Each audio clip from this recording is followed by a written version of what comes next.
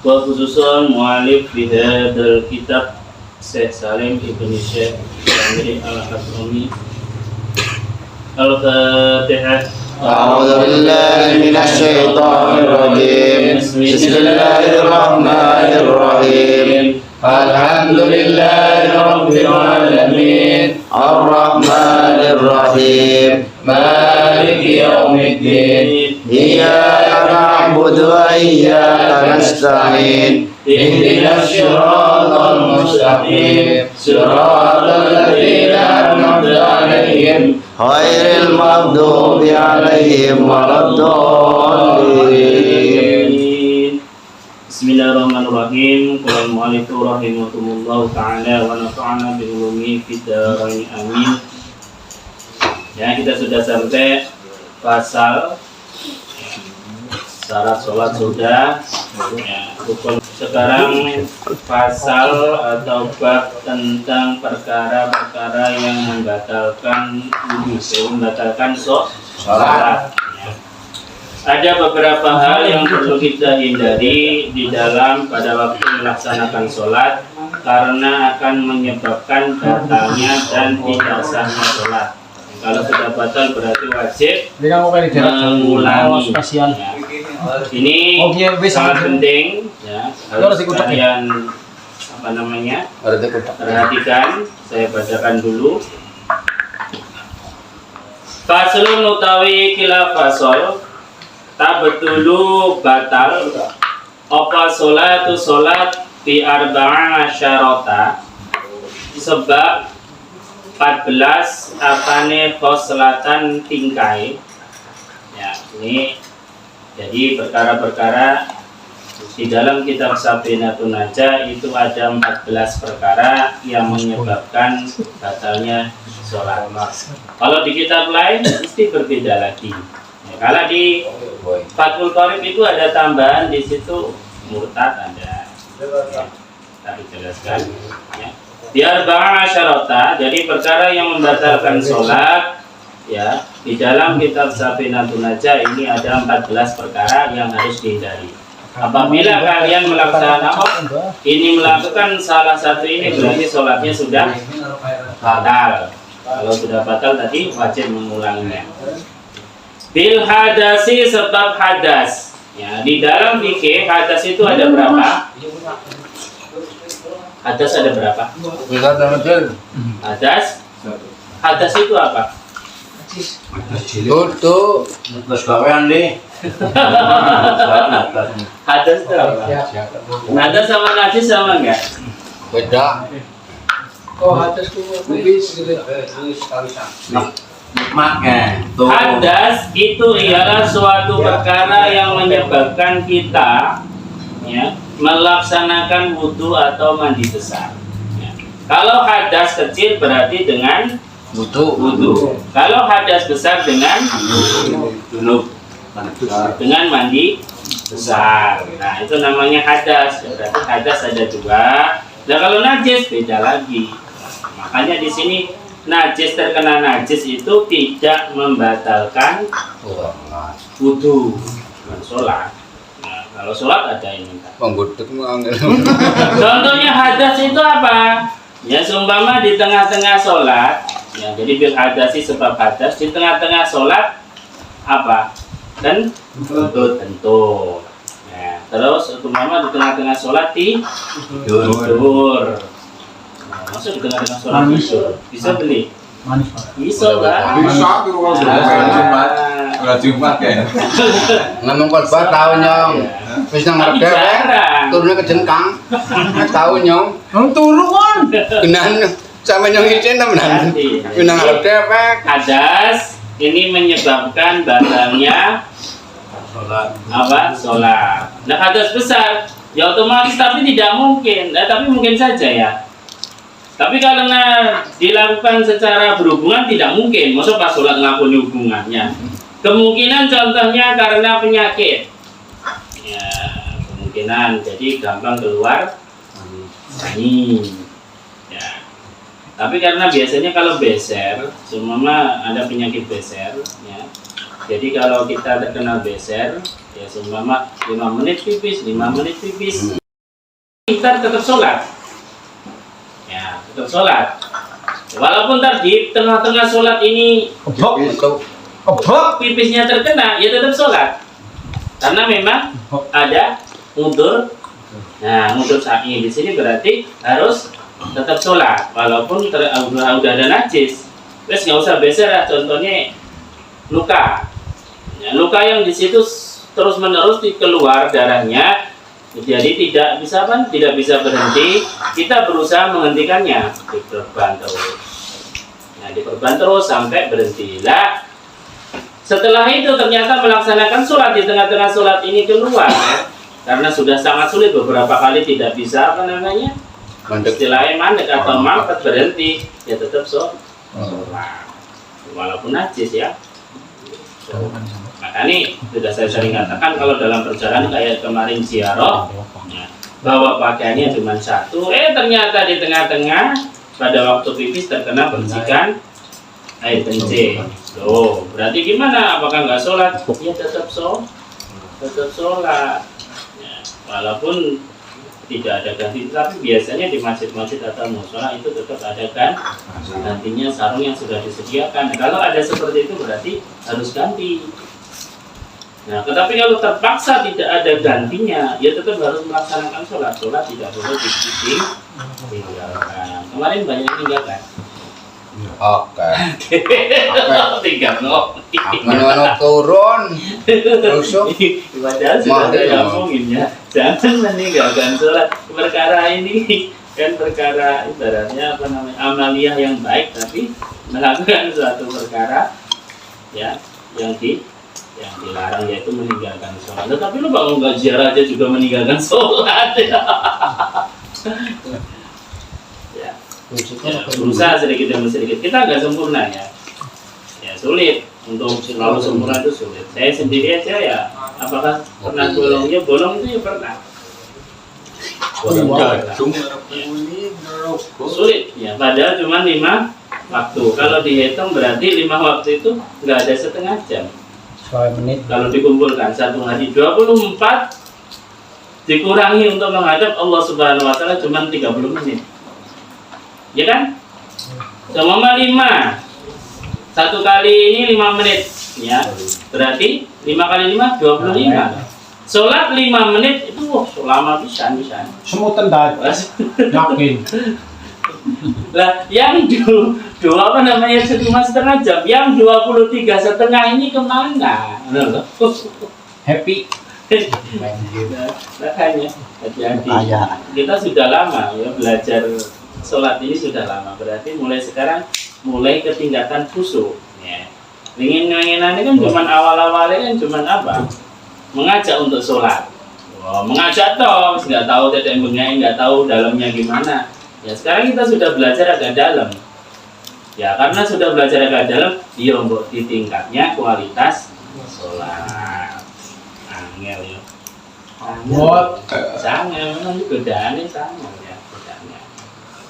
Sebenarnya perkara menuju ridhonya Allah itu murah dan tidak biaya, tapi sulit. Terus nih, yang pertama berarti tadi bil hadasi, sebab hadas.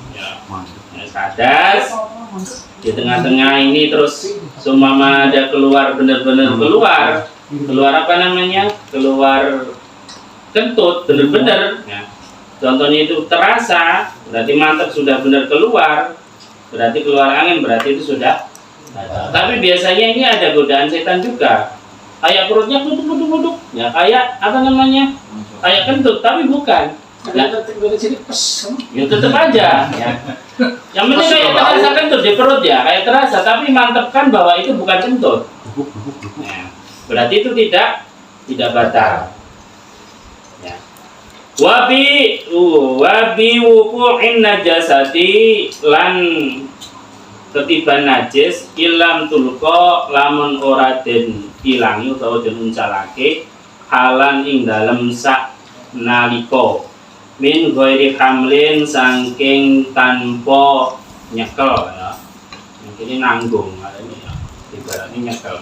Nah, Yang kedua ialah perkara yang membatalkan sholat. Ini biwukumin najasati, pada waktu sholat ini tahu-tahu terkena najis, keceblokan najis, kejatuhan najis. Semua di atas, kita sholat di tengah lapangan yang terbuka, terus di situ ada burung lewat, terus nah ini akan menyebabkan batalnya sholat apabila nggak langsung dihilangkan. Hilangkan berarti secara itu dibebaskan. Nah, syaratnya di sini ialah najis yang kering. Nah, kalau najisnya basah gimana? Najisnya basah tidak bisa. Karena apa? Najis basah walaupun dihilangi berarti di sini tetap Malah rata. kecuali di situ ialah najis yang dimakfu. Najis yang dimakfu itu berarti najis yang diampuni. Contohnya darahnya nyamuk. Darah nyamuk kan sedikit. Air cecek kan termasuk ini ya. Terus kejatuhan najis disebut kering ya, terus dibebaskan saja ya, berarti itu sholatnya tidak batal ya. Tapi kalau najisnya basah, ini kan menempel ya, otomatis kalau dihilangkan di sini kan tetap ya, tetap ada, berarti tetap najis. Karena apa? Sholat membawa najis itu batal. Syaratnya ialah min ghairi hamlin, ojo dipegang ya. Mau dicekel dulu terus buang ya.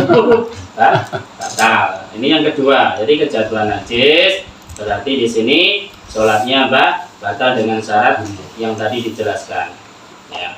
Wangki syafil aurati lan kebuka ing aurat, kebukae lo ya. Wangki syafil aurati lan kebuka ing aurat ilam tustar lamun ora den tutupi halan ing dalam saknalika. Nah, berarti wangki syafil aurati ilam tustar halan ini apabila pada waktu sholat ya ternyata kipas anginnya gede, nah terus sarungnya buka. Nah, ning kono nggur apa nggur celana pendek yang pahanya kelihatan kalau laki-laki. Nah, ini kalau nggak langsung ditutup berarti berarti ini nggak disengaja loh. Tapi kalau disengaja berarti otomatis batal. Nah, wan kisafin berarti terbukanya. Nah, kalau dibuka beda, kata-kata terbukanya kalau dibuka itu beda. Kalau dibuka berarti sengaja. Kalau terbuka berarti karena ada sebab tertentu, contohnya kena angin. Nah, ini mesti terbuka. Kalau ini ditakno bae ya, dibiarkan saja tidak langsung ditutupin lagi, berarti sholatnya batal. Berarti kalau sudah ini auratnya terbuka, kemudian celananya melorot beri Pak. Sarungnya melorot.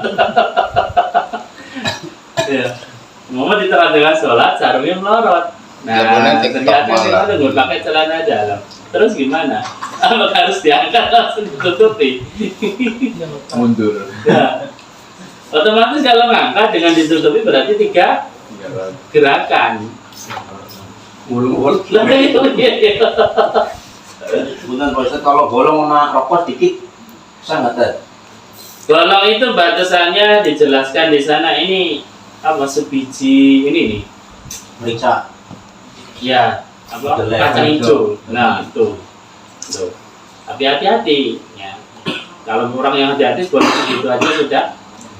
Ya, kalau sebatang rokok gede kan? Gede. Nah, berarti jangan dipakai. Lemes. Ya, jangan. Kita pas bolong ini bokongnya keton. Orang berpuluh udah kerasa. Tapi kalau kena lipatan Ustaz ketutup. Kalau lipatan. Karena lipatan nggak apa-apa. Yang penting jangan langsung nempel ke kulit ya. Nempel ke kain. Ya. Nah, kalau bolongnya di betis gimana?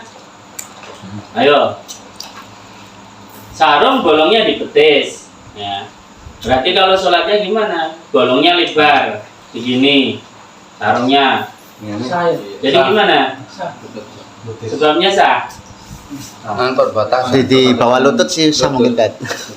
Perbatasan aurat. Jadi perbatasan aurat laki-laki ialah lutut dan sampai pusat. Jadi kalau lubangnya di bawah lutut, semua segede ini tanpa ditutupin lagi, itu sudah salah. Kalau dibopong gimana? Kalau masih pakai celana pendek berarti tetap sah. Tuh, yang sering saya katakan kalau yang punya istri atau anak itu yang apa namanya, yang rukuknya yang sambungan.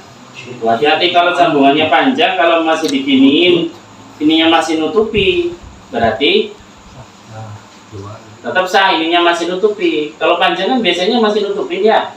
Nah, berarti itu tetap sah. Nah, kalau mukenanya apa namanya pendek sambungannya, biasanya kalau diginiin ini kelihatan. Berarti kalau diginiin kan pada waktu takbiratul ihram kan Allahu Akbar lah, nila. Nah, di sini kelihatan tangannya, berarti batal, tidak sah. Berarti rapi-rapi sing langsungan itu. Sing langsungan sih ada contohnya. Nah, kalau ada contohnya, wah nggak keren Pak, yang sholat tuh keren-keren. Nah, ada kan ibu-ibu kan sing Main-main. akeh iki nih. Anak bordiran Ada bordirannya udah kayak iki lah. Itu tidak memperhatikan sah. Allah keton Mas. Allah kucing. Makanya ada suatu ini apa namanya, suatu perdebatan panjang, terus pakai kaos kaki, ya kan? Terus pakai jaket, terus kerudungan, tutup semuanya, tangannya ditutup dengan sarung tangan, kan tertutup semua. Sah pun sah. Tuh gimana? Tapi kalau celananya ngepres itu, yo Pak. Nah, tapi kalau sholat sendiri, Iya ya. nggak ada efeknya kan? Ada. Sah pun. Katanya nang boring nek. Ih, betul toles mau. Kutis pun ini. Mau sholat jadi Ya, kalau melihat secara ini tetap sah. Tapi ya nggak pantas ya. Lah ya orang nambuk loh. Nggak pantas ya. Jarang lah. Gue mau katok, gue Terus hati-hati dalam kegiatan sehari-hari. Ya, seumpama apa namanya di masyarakat, ya di masyarakat. Wah itu keluarga itu bagus semuanya, anak dan istrinya sholat berjamaah di masjid. Sebenarnya kurang. Ini seorang wanita itu kalau cantik, kalau masih muda itu sholat berjamaah di masjid malah dimakruhkan. Karena apa? Di situ akan mengundang sampah. Dok apa dunia siapa ya? Ayo teman mau ngasih tadi. Jujur tadi nyong. Nah, ya Enggak. Jujur Pak. Orang bojone selamat dok membut temennya siapa? Normal kejenengan nih. Nah, tuh. Malu belum Saya dicas. lebih baik itu sholat di rumah. Karena fitnahnya besar. Kalau seorang laki-laki, ya memang afdol itu di masjid. Tuh. Nah, jadi tadi apa?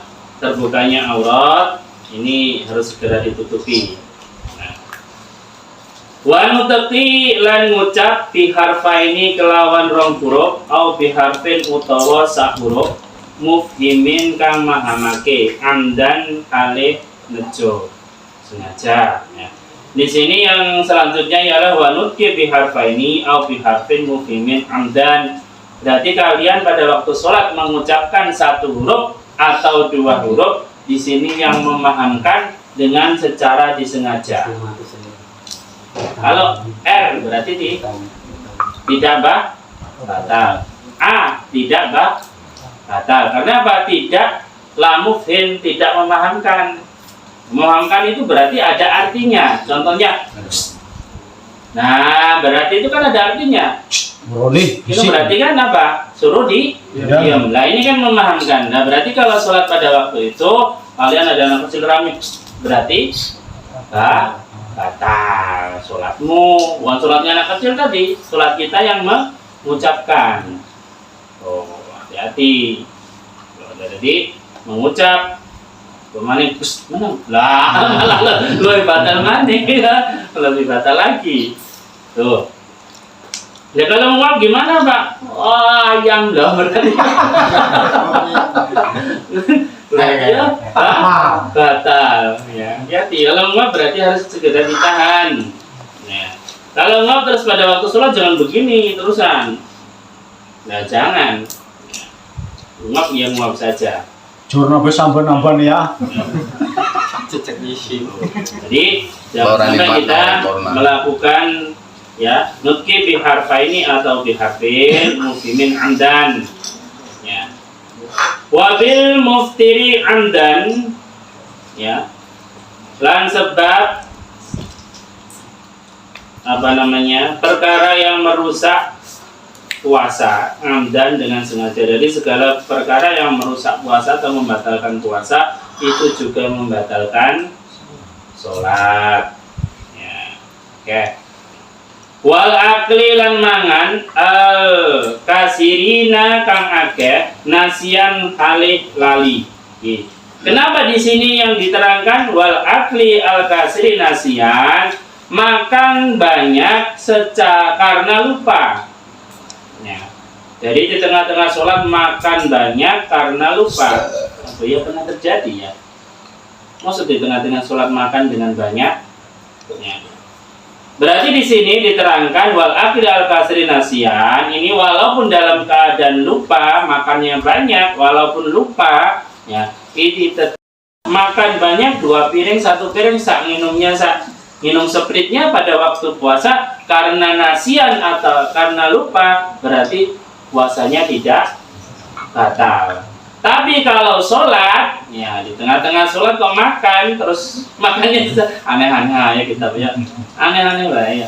Jadi makan banyak 1 piring, ini lupa bahwa dia sedang sholat, ini tetap batal. Lah disyaratkan berarti di sini al akli makannya sedikit, al qalili makannya sedikit, berarti sholatnya batal. Makan sedikit itu gimana? Sering saya katakan bahwa di sini ada sisa makanan karena tidak dibersihkan sebelum sholat, terus sholat. Nah di sini dimakan sampai tenggorokan, berarti sholatnya batal. Sebelum sholat minum sprit atau minum ali-ali. Nah, di tengah-tengah sholat, nah apa namanya, menelan ludah, terus ada rasanya, berarti itu termasuk minum. Tuh. Nah, jadi ya, nanti sebelum sholat benar-benar harus bersih, terutama mulut. Wasalasi harokaten lan sebab telu pira-pira ubahan mutawaliyatin kang nuli-nuli. Ya. Oke. Walau syahwan lan senajan lali. Jadi bergerak 3 kali secara berturut-turut itu walaupun lupa, ini berarti sholatnya batal. Makanya sudah saya sering katakan kenapa tumaknina itu menjadi salah satu rukun di dalam sholat. Sholat kudu ana tumaknina, kudu ana antenge. Ya, sudah saya sering katakan sing paling sering itu pada waktu iktidal. Ya, sami Allahu liman hamidah, tangannya begini, ya kan? Saking enaknya, ya. Ya, enggak ada tumakninanya. Ini kalau bergeraknya sampai 3 kali berarti sholat kalian batal. Kalau batal gimana? Caranya batal kan sering dikasih tahu, berarti cukup 1 kali. Ya. Jadi kalau sudah anteng ya sudah menghadap Allah Subhanahu Wa Taala, hatinya digantungkan menghadap kepada Allah Subhanahu Wa Taala, walaupun kadang-kadang itu ingat sesuatu, itu pasti ya tak? Pas sholat ingat sesuatu, apa maning? Kempong metengi. Makanya duluan mana? Sholat atau Madang disit. Makan dulu. Kalau sudah siap, makan dulu terus sholat. Kalau makanannya sudah siap loh. Ya. Karena apa? Kita bertujuan makan itu untuk biar kuat ibadah. Jangan ibadah biar enak makan. Wah, ya, sholat disilah, nangani enak. Itu salah. Ya. Sholat disilah, nangani biar enak, biar tenang. Waduh ya, salah. Itu salah satu apa? Niat yang salah. Wah, makan dulu aja lah. Biar apa? Biar kuat ibadahnya. Tuh. Oke.